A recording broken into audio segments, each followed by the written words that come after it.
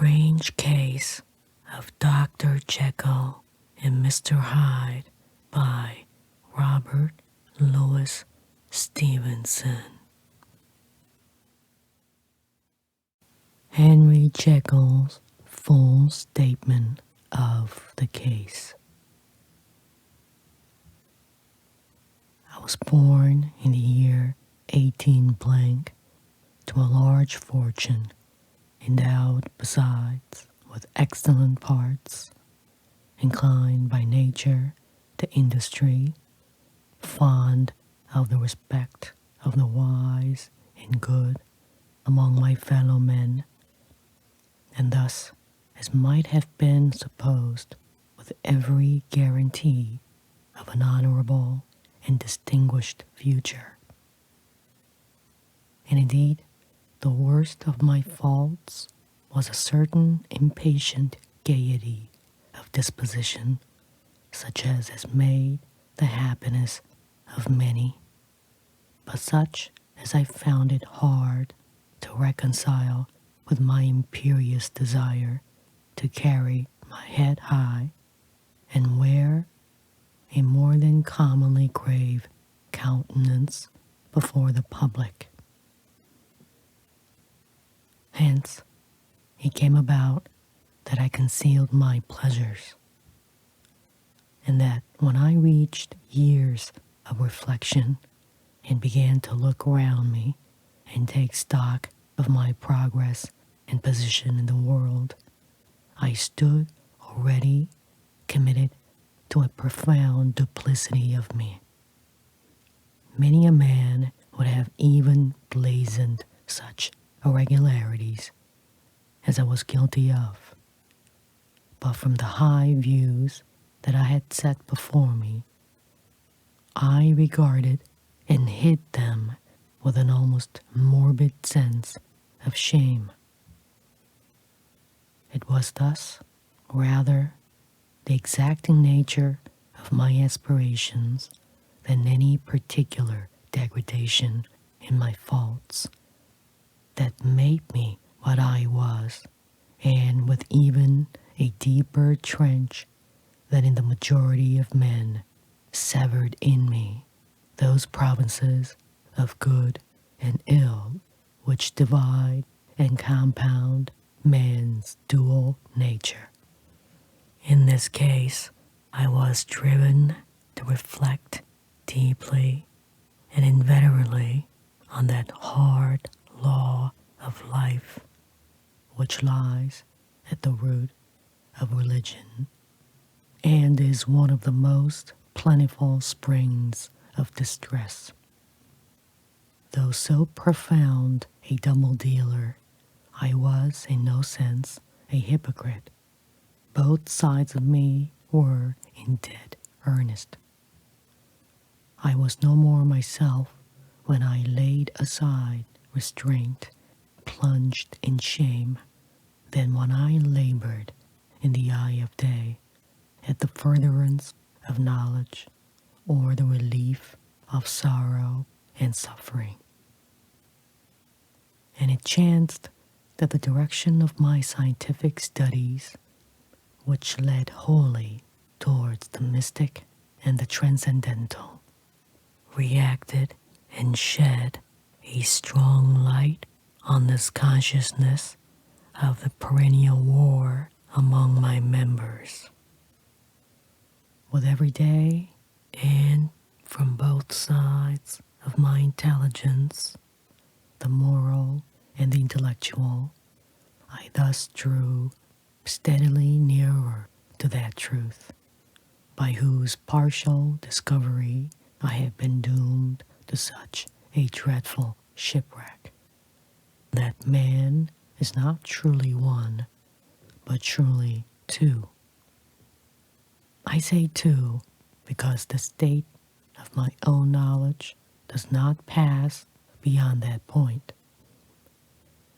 Others will follow, others will outstrip me on the same lines, and I hazard the guess that man will be ultimately known for mere polity of multifarious incongruous and independent denizens. I, for my part, from the nature of my life, advanced infallibly in one direction only. It was on the moral side and in my own person that I learned to recognize the thorough and primitive duality of man. I saw that of the two natures that contended in the field of my consciousness, even if I could rightly be said to be either, it was only because I was radically both. And from an early date, even before the course of my scientific discoveries had begun to suggest the most naked possibility of such a miracle, I had learned to dwell with pleasure as a beloved daydream on the thought of the separation of these elements. If each, I told myself, could be housed in separate identities, life would be relieved of all that was unbearable. The unjust might go his way, delivered from the aspirations and remorse of his more upright twin, and the just could walk steadfastly and securely on his upward path, doing the good things in which he found his pleasure, and no longer exposed to disgrace and penitence by the hands of this extraneous evil. It was the curse of mankind that these incongruous faggots were thus bound together, that in the agonized womb of consciousness these polar twins should be continually struggling. How then were they dissociated? I was so far in my reflections when as I've said, a side light began to shine upon the subject from the laboratory table. I began to perceive more deeply than it has ever yet been stated the trembling immateriality, the mist-like transience of this seemingly so solid body in which we walk attired.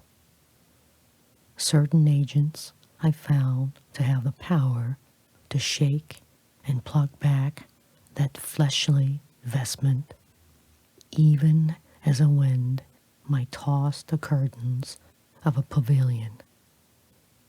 For two good reasons, I will not enter deeply into the scientific branch of my confession. First, because I have been made to learn that the doom and burden of our life is bound forever on a man's shoulders, and when the attempt is made to cast it off, it but returns upon us with more unfamiliar and more awful pressure. Second, because, as my narrative will make, alas, too evident, my discoveries were incomplete. Enough then that I not only recognized my natural body from the mere aura and effulgence of certain of the powers that made up my spirit, but managed to compound a drug by which these powers should be dethroned from their supremacy, and a second form and countenance substituted, none the less natural to me, because they were the expression and bore the stamp of lower elements in my soul. I hesitated long before I put this theory to the test of practice. I knew well that I risked death. For any drug that so potently controlled and shook the very fortress of identity might, by the least scruple of an overdose, or at the least inopportunity in the moment of exhibition, utterly blot out that immaterial tabernacle which I looked to it to change. But the temptation of a discovery so singular and profound at last overcame the suggestions of alarm. I had long since prepared my tincture. I purchased at once from a firm of wholesale chemists a large quantity of a particular salt which I knew from my experiments to be the last ingredient required. And late one accursed night, I compounded the elements, watched them boil and smoke together in the glass, and when the ebullition had subsided, with a strong glow of courage, drank off the potion.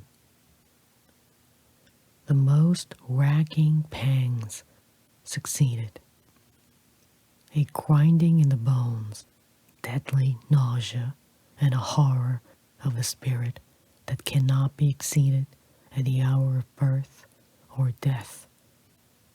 Then these agonies began swiftly to subside, and I came to myself as if out of a great sickness. There was something strange in my sensations, something indescribably new, and from its very novelty, incredibly sweet. I felt younger, lighter, happier in body.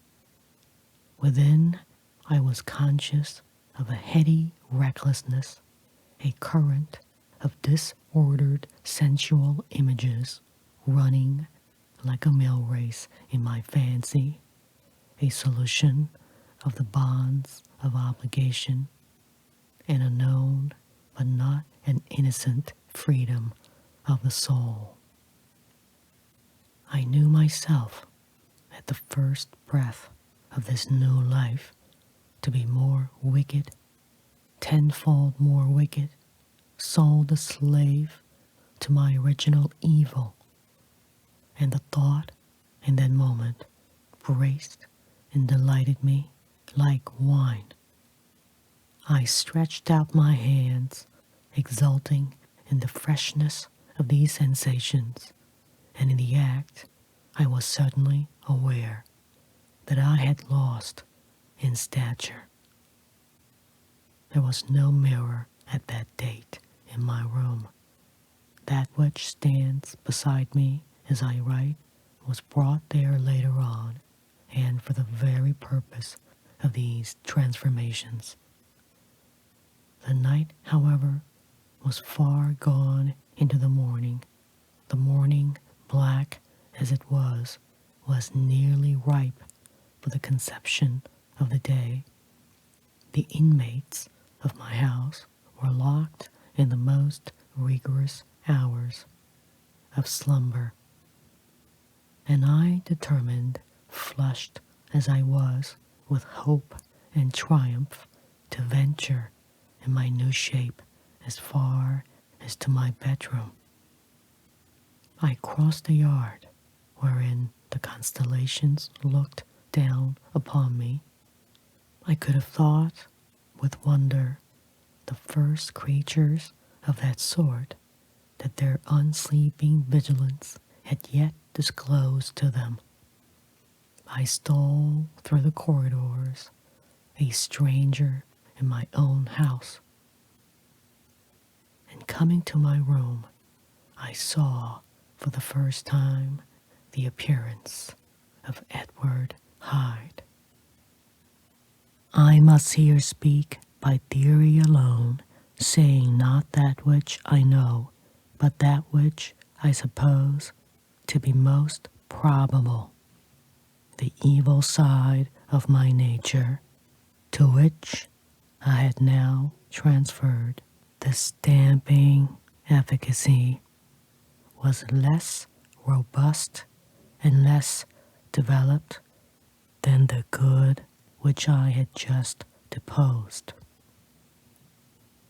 Again, in the course of my life, which had been, after all, 9/10 a life of effort, virtue, and control, it had been much less exercised and much less exhausted.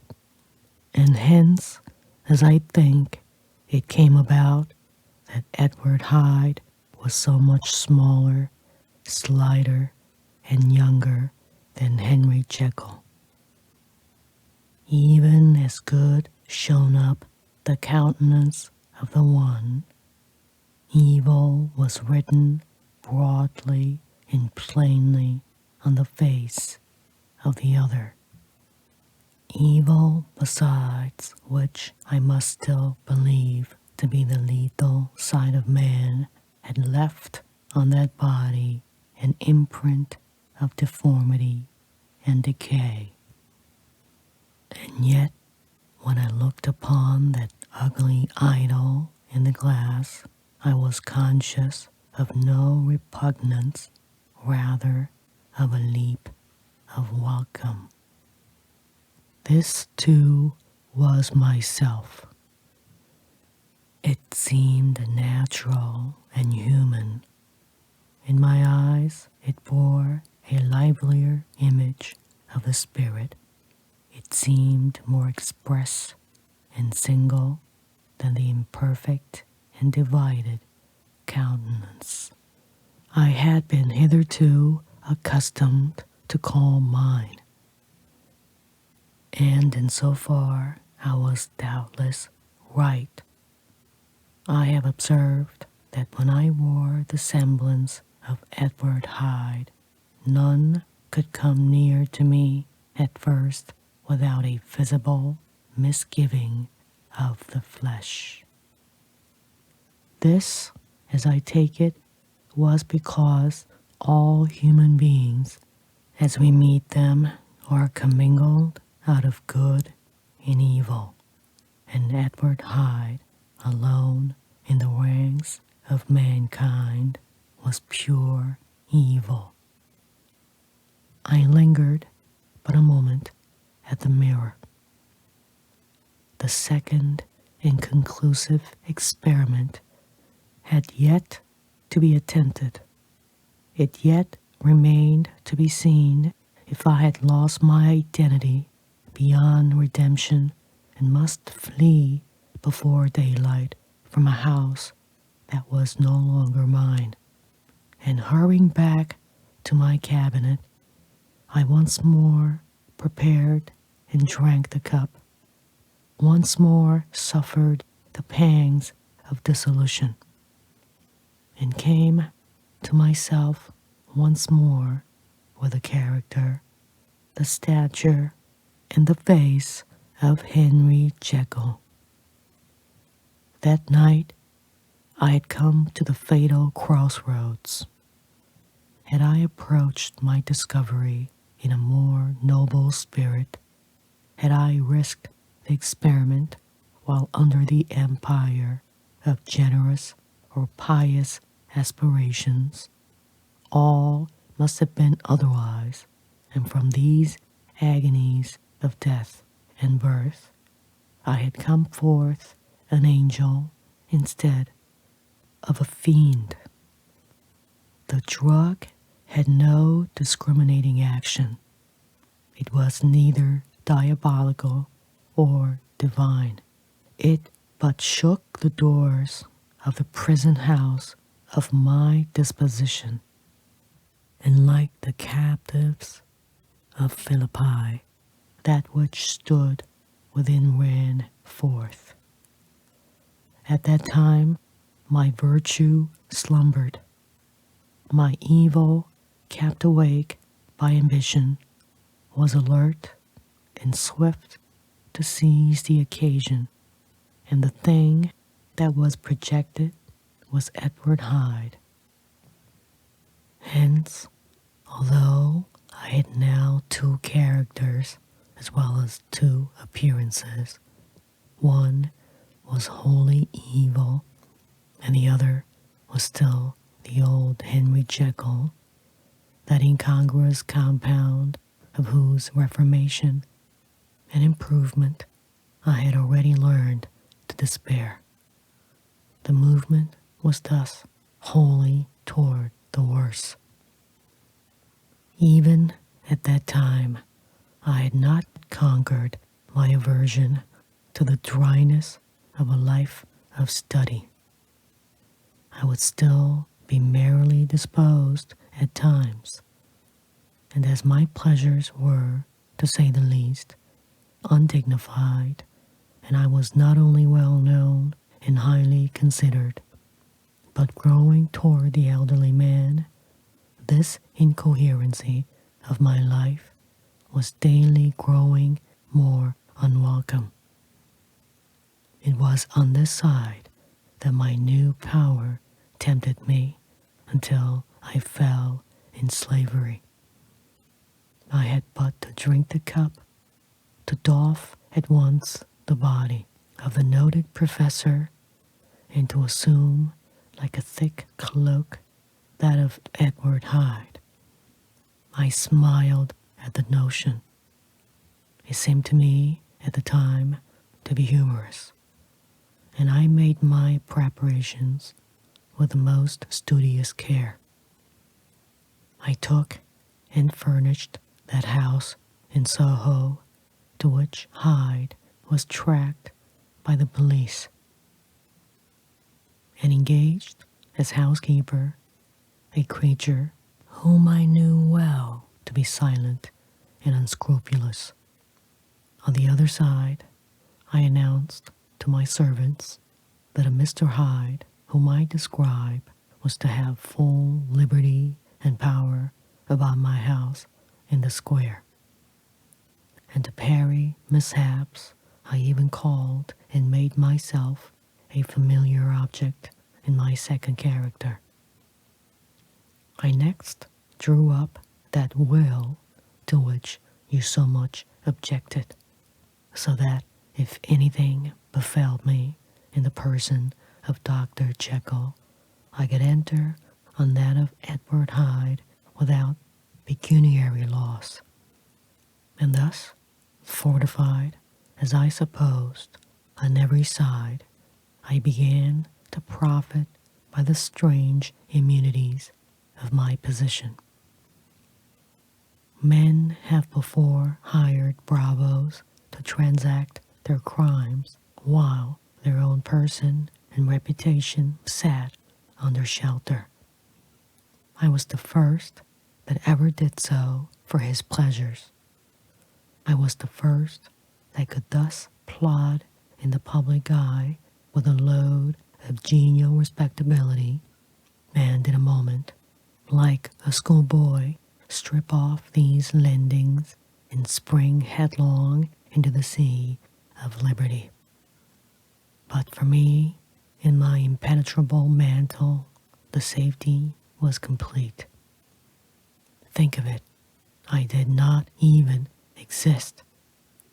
Let me but escape into my laboratory door, give me but a second or two to mix and swallow the draught that I'd always standing ready. And whatever he had done, Edward Hyde would pass away like the stain of breath upon a mirror, and there in his stead, quietly at home, trimming the midnight lamp in his study, a man who could afford to laugh at suspicion would be Henry Jekyll. The pleasures which I made haste to seek in my disguise were, as I have said, undignified. I would scarce use a harder term, but in the hands of Edward Hyde, they soon began to turn toward the monstrous.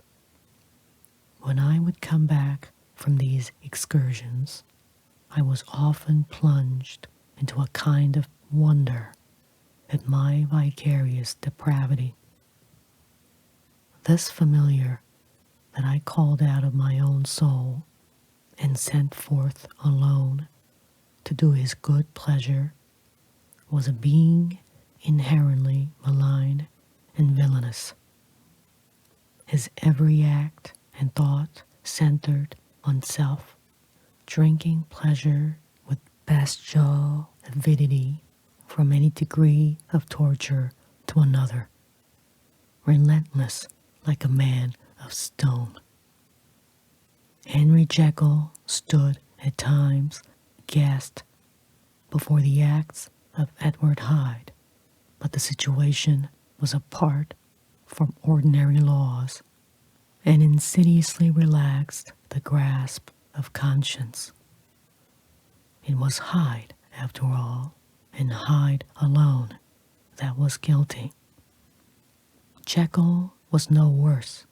He woke again to his good qualities, seemingly unimpaired.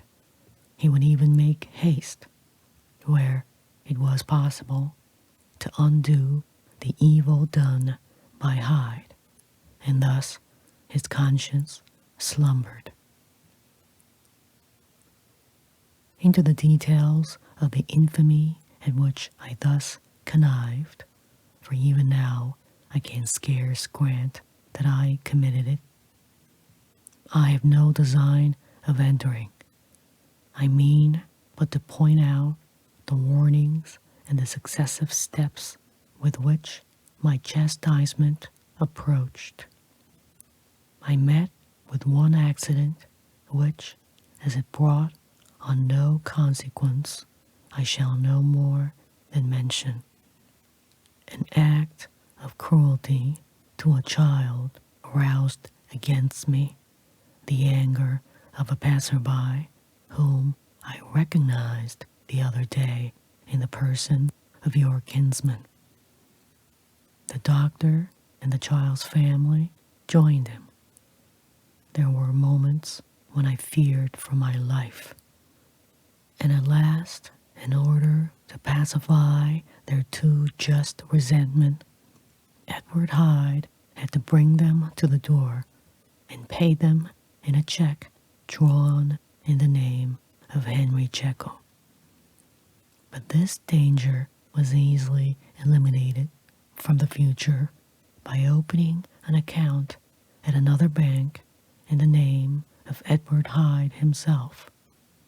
And when, by sloping my own hand backward, I had supplied my double with a signature, I thought I sat beyond the reach of fate. Some 2 months before the murder of Sir Danvers, I had been out for one of my adventures, had returned at a late hour, and woke the next day in bed with somewhat odd sensations. It was in vain I looked about me. In vain I saw the decent furniture and tall proportions of my room in the square. In vain that I recognized the pattern of the bed curtains and the design of the mahogany frame. Something still kept insisting that I was not where I was, that I had not awakened where I seemed to be, but in the little room in Soho where I was accustomed to sleep in the body of Edward Hyde. I smiled to myself, and in my psychological way began lazily to inquire into the elements of this illusion, occasionally, even as I did so, dropping back into a comfortable morning doze. I was still so engaged when, in one of my more wakeful moments, my eyes fell upon my hand. Now the hand of Henry Jekyll, as you have often remarked, was professional in shape, in size. It was large, firm, white, and comely.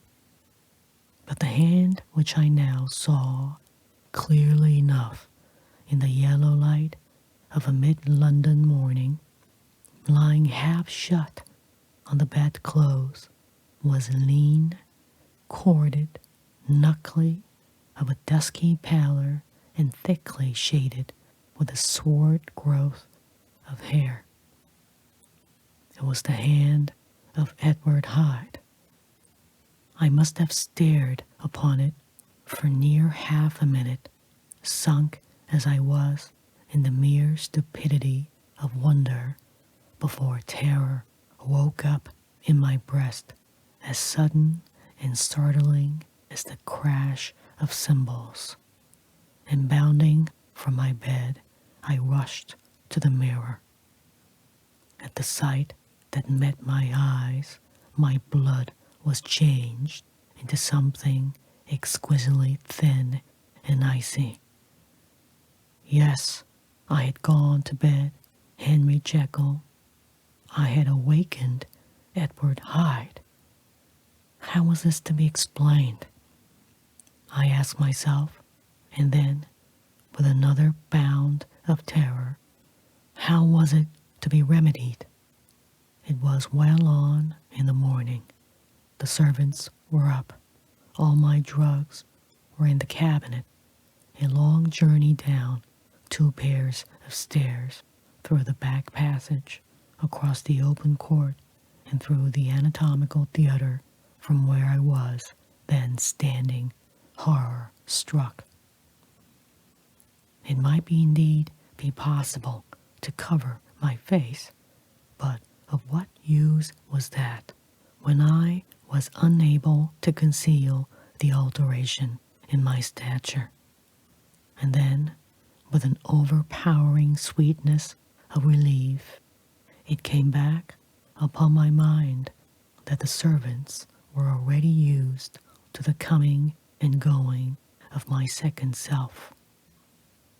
I had soon dressed, as well as I was able, in clothes of my own size, had soon passed through the house where Bradshaw stared and drew back at seeing Mr. Hyde in such an hour and in such a strange array. And 10 minutes later, Dr. Jekyll had returned to his own shape and was sitting down with a darkened brow to make a feint of breakfasting. Small indeed was my appetite. This inexplicable incident, this reversal of my previous experience, seemed, like the Babylonian finger on the wall, to be spelling out the letters of my judgment. And I began to reflect more seriously than ever before on the issues and possibilities of my double existence. That part of me which I had the power of projecting had lately been much exercised and nourished. It had seemed to me of late as though the body, Edward Hyde, had grown in stature, as though when I wore that form I were conscious of a more generous tide of blood, and I began to spy a danger that if this were much prolonged, the balance of my nature might be permanently overthrown, the power of voluntary change be forfeited, and the character of Edward Hyde become irrevocably mine. The power of the drug had not been always equally displayed. Once, very early in my career, it had totally failed me. Since then, I had been obliged on more than one occasion to double, and once, with infinite risk of death, to treble the amount. And these rare uncertainties had cast hitherto the sole shadow on my contentment. Now, however, and in the light of that morning's accident, I was led to remark that whereas in the beginning the difficulty had been to throw off the body of Jekyll, it had of late gradually but decidedly transferred itself to the other side. All things, therefore, seemed to point to this, that I was slowly losing hold of my original and better self and becoming slowly incorporated with my second and worse. Between these two, I now felt I had to choose. My two natures had memory in common, but all other faculties were most unequally shared between them. Jekyll, who was composite, now with the most sensitive apprehensions, now with a greedy gusto, projected and shared in the pleasures and adventures of Hyde. But Hyde was indifferent to Jekyll, but remembered him as the mountain bandit remembers the cavern in which he conceals himself from pursuit. Jekyll had more than a father's interest. Hyde had more than a son's indifference. To cast in my lot with Jekyll was to die to those appetites which I had long secretly indulged and had of late begun to pamper. To cast it in with Hyde was to die to 1,000 interests and aspirations, and to become, at a blow and forever, despised and friendless. The bargain might appear unequal, but there was still another consideration in the scales, for while Jekyll would suffer smartingly in the fires of abstinence, Hyde would be not even conscious of all that he had lost. Strange as my circumstances were, the terms of this debate are as old and commonplace as man. Much the same inducements and alarms cast the die for any tempted and trembling sinner, and it fell out with me as it falls with so vast a majority of my fellows, that I chose the better part and was found wanting in the strength to keep to it.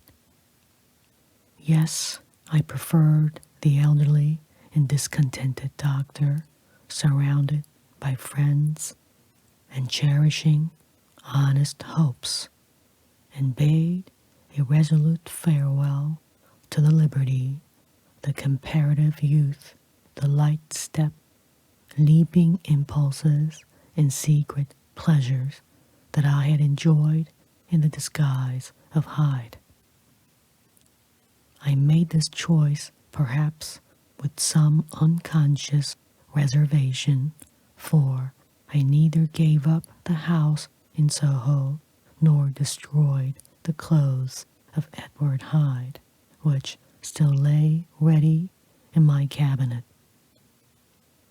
For 2 months, however, I was true to my determination. For 2 months I led a life of such severity as I had never before attained to, and enjoyed the compensations of an approving conscience. But time began at last to obliterate the freshness of my alarm. The praises of conscience began to grow into a thing of course. I began to be tortured with throes and longings as of Hyde struggling after freedom, and at last, in an hour of moral weakness, I once again compounded and swallowed the transforming draught. I do not suppose that when a drunkard reasons with himself upon his vice, he is once out of 500 times affected by the dangers that he runs through his brutish physical insensibility. Neither had I, long as I had considered my position, made enough allowance for the complete moral insensibility and insensate readiness to evil which were the leading characters of Edward Hyde. Yet it was by these that I was punished. My devil had been long caged. He came out roaring. I was conscious, even when I took the draught, of a more unbridled, a more furious propensity to ill. It must have been this, I suppose, that stirred in my soul that tempest of impatience with which I listened to the civilities of my unhappy victim. I declare, at least before God, no man morally sane could have been guilty of that crime upon so pitiful a provocation, and that I struck in no more reasonable spirit than that in which a sick child may break a plaything. But I had voluntarily stripped myself of all those balancing instincts by which even the worst of us continues to walk with some degree of steadiness among temptations, and, in my case, to be tempted, however slightly, was to fall. Instantly, the spirit of hell awoke in me, enraged. With a transport of glee, I mauled the unresisting body, tasting delight from every blow, and it was not till weariness had begun to succeed that I was suddenly, in the top fit of my delirium, struck through the heart by a cold thrill of terror. A mist dispersed. I saw my life to be forfeit, and fled from the scene of these excesses, at once glorying and trembling. My lust of evil gratified and stimulated, my love of life screwed to the topmost peg. I ran to the house in Soho, and to make assurance doubly sure, destroyed my papers. Thence I set out through the lamp-lit streets, in the same divided ecstasy of mind, gloating on my crime, light-headedly devising others in the future, and yet still hastening and still hearkening in my wake for the steps of the avenger. Hyde had a song upon his lips as he compounded the draught, and as he drank it, pledged the dead man. The pangs of transformation had not done tearing him before Henry Jekyll, with streaming tears of gratitude and remorse, had fallen upon his knees and lifted his clasped hands to God. The veil of self-indulgence was rent from head to foot. I saw my life as a whole. I followed it up from the days of childhood, when I had walked with my father's hand, and through the self-denying toils of my professional life, to arrive again and again with the same sense of unreality at the damned horrors of the evening. I could have screamed aloud. I sought with tears and prayers to smother down the crowd of hideous images and sounds with which my memory swarmed against me. And still, between the petitions, the ugly face of my iniquity stared into my soul. As the acuteness of this remorse began to die away, it was succeeded by a sense of joy. The problem of my conduct was solved. Hyde was thenceforth impossible. Whether I would or not, Bastion. Oh, how I rejoiced to think of it. With what willing humility I embraced anew the restrictions of natural life. With what sincere renunciation I locked the door by which I had so often gone and come and ground the key under my heel. The next day came the news that the murder had been overlooked, that the guilt of Hyde was patent to the world, and that the victim was a man high in public estimation. It was not only a crime, it had been a tragic folly.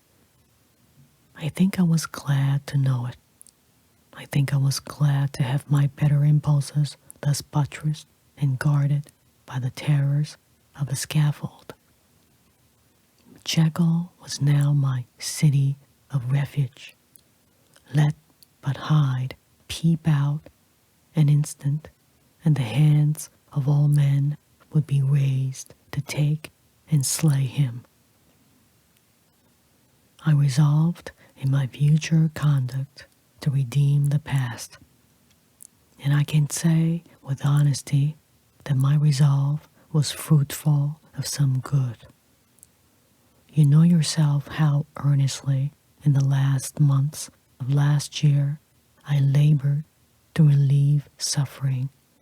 You know that much was done for others, and that the days passed quietly, almost happily, for myself. Nor can I truly say that I wearied of this beneficent and innocent life. I think instead that I daily enjoyed it more completely. But I was still cursed with my duality of purpose. And as the first edge of my penitence wore off, the lower side of me, so long indulged, so recently chained down, began to growl for license. Not that I dreamed resuscitating Hyde. The bare idea of that would startle me to frenzy.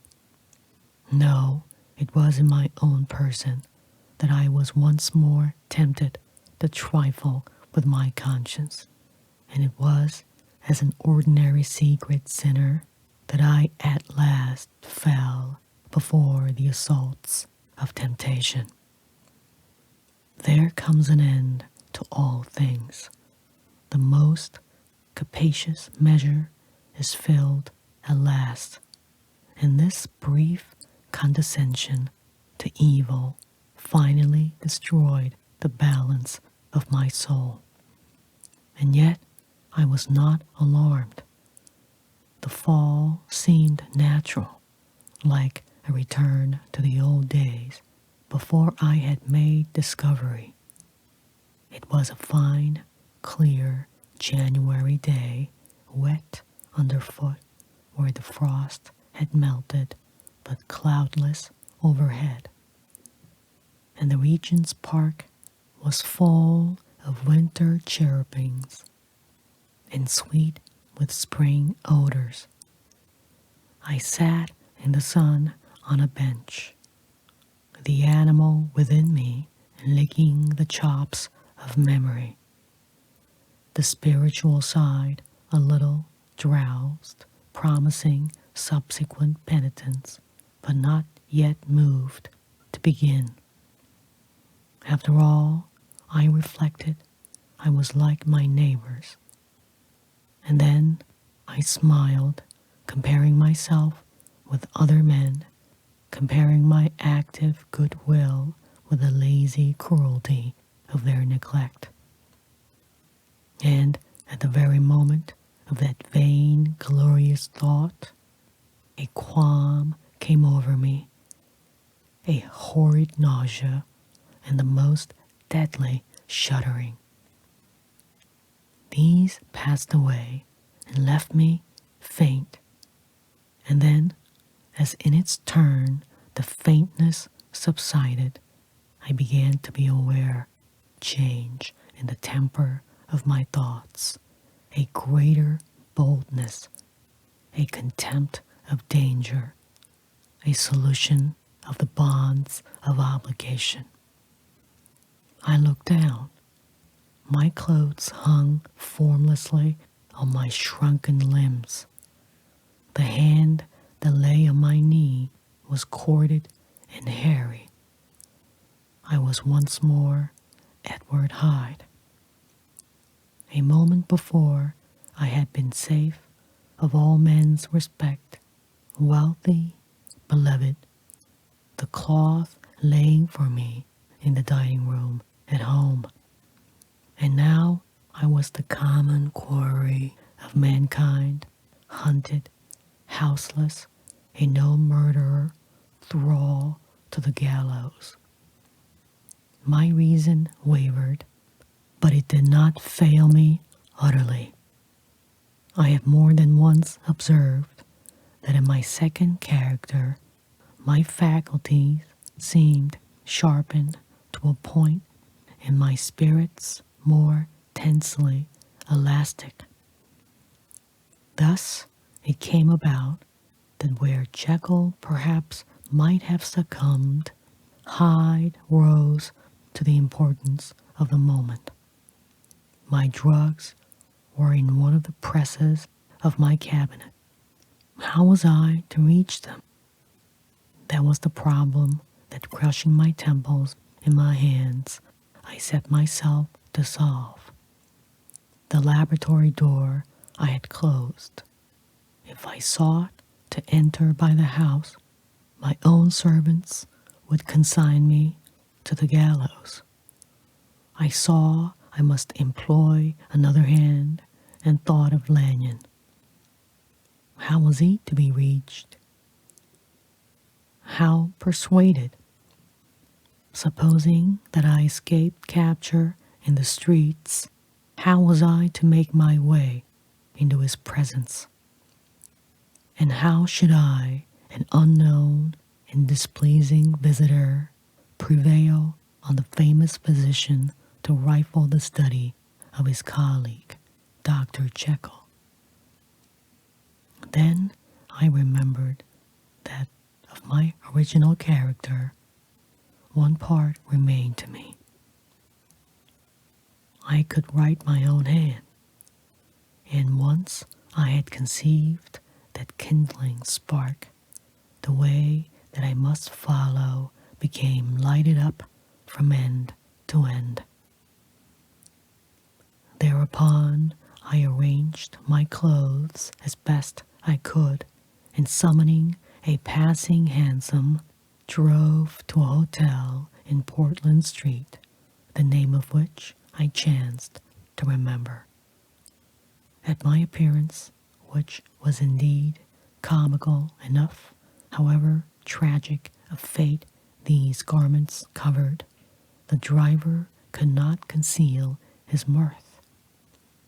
I gnashed my teeth upon him with a gust of devilish fury, and the smile withered from his face, happily for him, yet more happily for myself, for in another instant I had certainly dragged him from his perch. At the inn, as I entered, I looked about me with so black a countenance as made the attendants tremble. Not a look did they exchange in my presence, but obsequiously took my orders, led me to a private room, and brought me wherewithal to write. Hyde, in danger of his life, was a creature new to me. Shaken with inordinate anger, strung to the pitch of murder, lusting to inflict pain. Yet the creature was astute, mastered his fury with a great effort of the will, composed his two important letters, one to Lanyon and one to Poole, and that he might receive actual evidence of their being posted, sent them out with directions that they should be registered. Thenceforward he sat all day over the fire in the private room, gnawing his nails.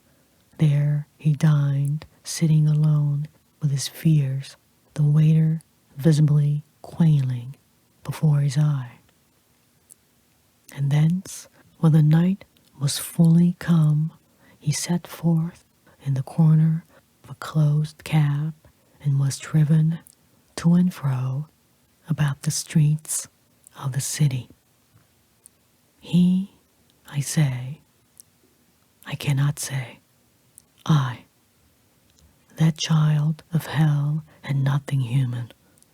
Nothing lived in him but fear and hatred. And when at last, thinking the driver had begun to grow suspicious, he discharged the cab and ventured on foot, attired in his misfitting clothes, an object marked out for observation into the midst of the nocturnal passengers, these two base passions raged within him like a tempest.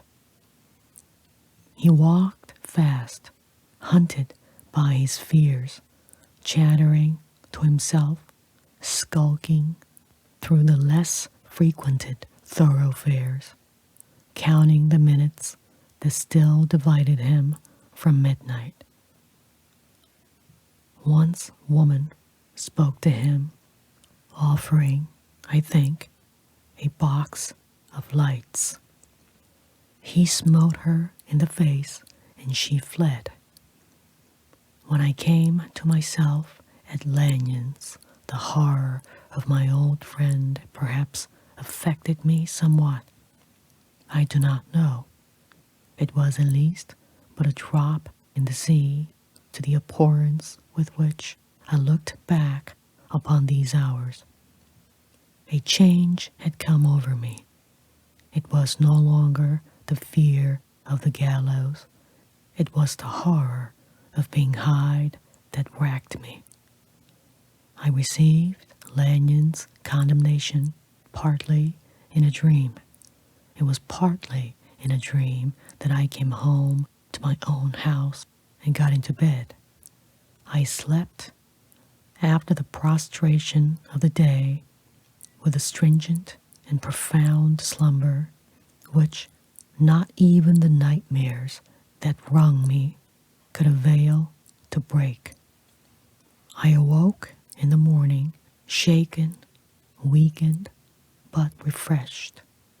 I still hated and feared the thought of the brute that slept within me, and I had not, of course, forgotten the appalling dangers of the day before.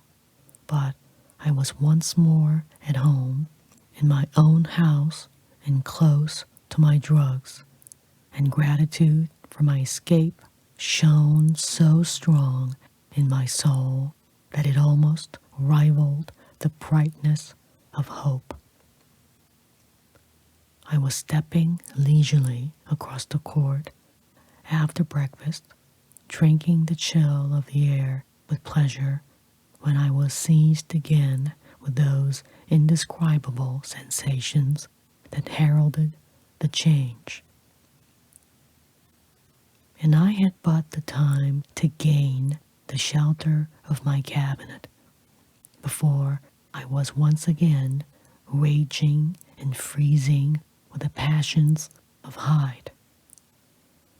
It took on this occasion a double dose to recall me to myself.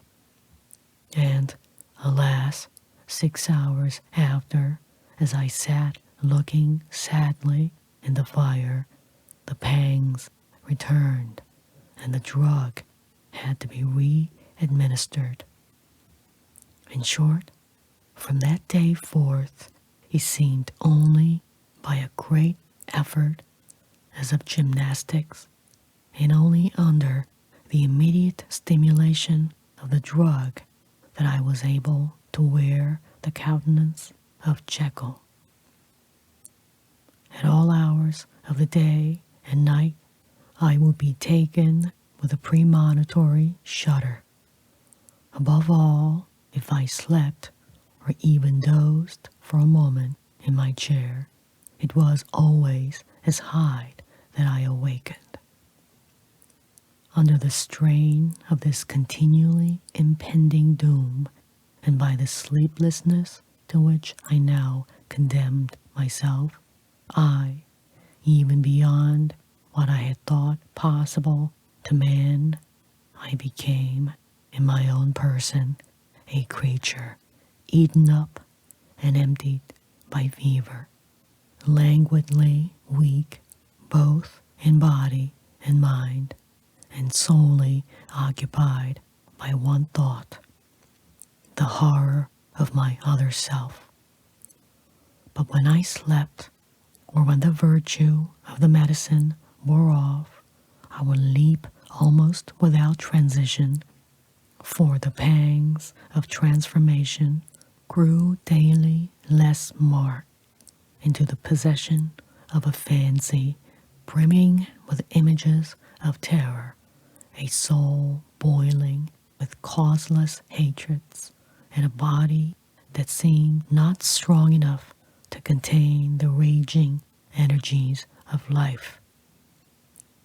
The powers of Hyde seemed to have grown with the sickliness of Jekyll, and certainly the hate that now divided them was equal on each side. With Jekyll, it was a thing of vital instinct. He had now seen the full deformity of that creature that shared with him some of the phenomena of consciousness and was co-heir with him to death. And beyond these links of community, which in themselves made the most poignant part of his distress, he thought of Hyde for all his energy of life as of something not only hellish but inorganic.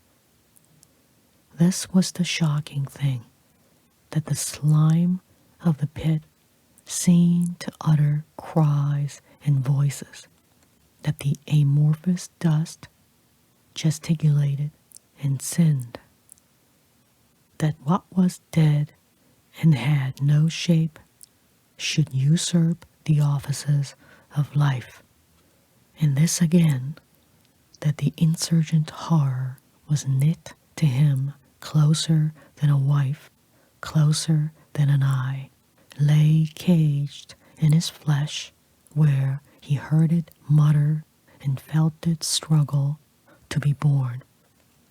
And every hour of weakness and in the confidence of slumber prevailed against them and deposed them out of life.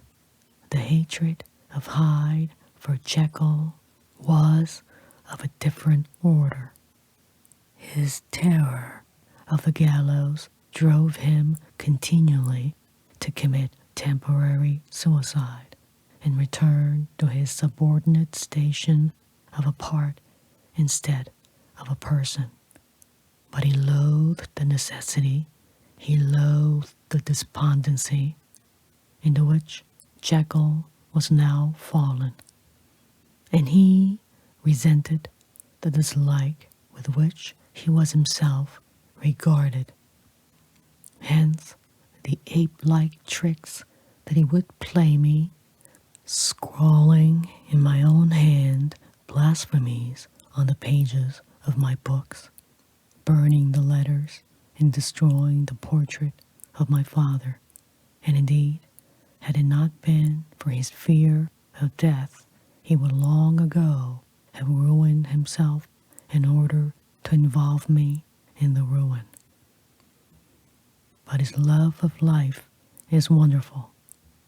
I go further, I who sicken and freeze at the mere thought of him, when I recall the abjection and passion of this attachment, and when I know how he fears my power to cut him off by suicide, I find it in my heart to pity him. It is useless, and the time awfully fails me to prolong this description. No one has ever suffered such torments. Let that suffice. And yet, even to these, habit brought, no, not alleviation, but a certain callousness of soul, a certain acquiescence of despair. And my punishment might have gone on for years, but for the last calamity which has now fallen, which has finally severed me from my own face and nature, my provision of the salt which had never been renewed since the date of the first experiment began to run low. I sent out for fresh supply and mixed the draught. The ebullition followed, and the first change of color, not the second. I drank it, and it was without efficiency. You will learn from Poole how I have had London ransacked. It was in vain, and I am now persuaded that my first supply was impure, and that it was that unknown impurity which lent efficacy to that draught. About a week has passed, and I am now finishing the statement under the influence of the last of the old powders. This, then, is the last time, short of a miracle, that Henry Jekyll can think his own thoughts or see his own face, now how sadly altered in the glass.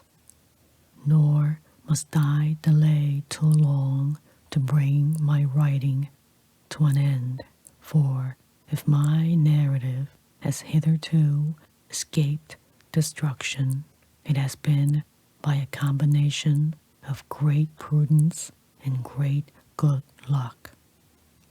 Should the throes of change take me in the act of writing it, Hyde will tear it in pieces.